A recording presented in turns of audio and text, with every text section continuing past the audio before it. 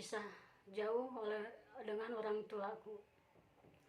Aku disekolahkan di tempat yang berbeda, yang jauh dari tempat orang tuaku. Aku tinggal di pondok pesantren, mungkin tujuan orang tuaku baik ya. Seiring berjalannya waktu, baru beberapa bulan mungkin aku tinggal di pondok pesantren. Ceritanya aku waktu itu Idul Fitri aku pulang kampung bertemu dengan orang tuaku, rasanya senang sekali. Dan tiba lagi saatnya aku harus kembali ke pondok pesantren, dimana aku menangis. Aku nggak mau pergi kembali lagi ke pondok pesantren. Aku rasanya ingin selalu dekat dengan orang tuaku, tapi orang tuaku memaksa aku untuk kembali bersekolah di pondok pesantren. Akhirnya aku nurut dengan isak tangis dan lambaian tangan terakhir, terutama buat ibuku. Selang beberapa minggu mungkin ya, setelah tiba aku di pondok pesantren,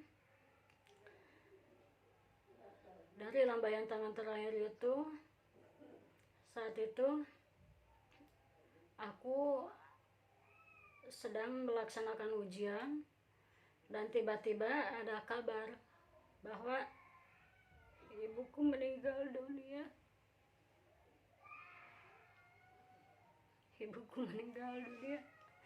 Dan mungkin pertemuan itu, lambaian tangan saat itu yang terakhir. Saat itu aku merasa terpukul karena tempat aku mondok sama tempat tinggal ibuku atau orang tua aku itu lumayan jauh, sekitar kurang lebih 3 jam perjalanan. Saat itu ketika aku mau pulang, untuk bertemu ibu yang terakhir kalinya, mendadak ada gangguan transportasi ya. Menunggu hingga akhirnya keluarga yang ada di kampung halamanku memutuskan untuk memakamkan ibuku. Tapi nggak lama kemudian, ketika almarhum ibuku sedang diangkat mau dimakamkan, tiba-tiba aku datang. Pas datang, diturunkan lagi, dan ada tetanggaku yang bilang, udah jangan ditangisi, doain aja. Dan lihat ini ibumu yang terakhir. Ketika kain kafannya dibukakan, berlumuran darah, dan aku gak kuat dan tangis saat itu. Akhirnya gak jadi dibuka dan langsung dimakamkan. Rasanya terpukul sekali. Selama setahun rasanya aku belum bisa menerima atas kepergian ibuku untuk selamanya. Kini semua tinggal kenangan. Lalu seminggu setelah kepergian ibuku, aku kembali ke tempat di mana aku melanjutkan sekolahku di pondok pesantren yang sesuai dengan ibu inginkan.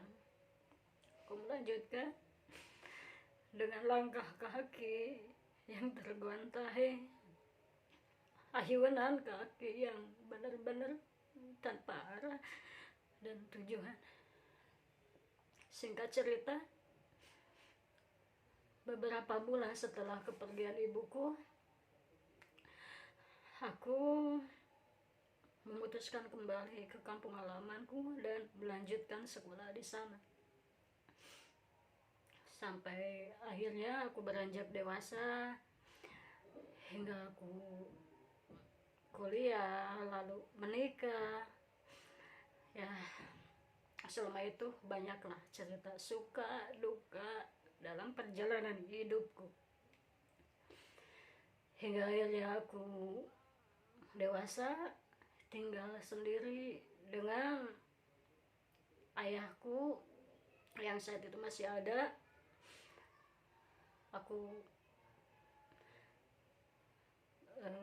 berada di tempat yang jauh juga dengan ayah. Selang beberapa tahun setelah kepergian ibuku, mungkin ya cukup lama ya, hampir beberapa puluh tahun, ayahku ditinggal sendiri, ditinggal oleh ibu. Dan salutnya, ayahku itu gak pernah mencari perempuan lain. Beliau benar-benar setia ya, hingga 2 tahun yang lalu ayahku kembali menyusul ibuku menghadapi lagi sedih. Kini sekarang aku benar-benar sudah nggak punya orang tua tuh, benar. Aku yang gak sempat, aku yang belum pernah bisa membahagiakan kedua orang tuaku. Tapi mereka sudah tidak ada lagi bersamaku. Dan kini aku hanya bisa berdoa di setiap nafasku agar orang tuaku diterima di sisinya, ditempatkan di tempat yang paling mulia.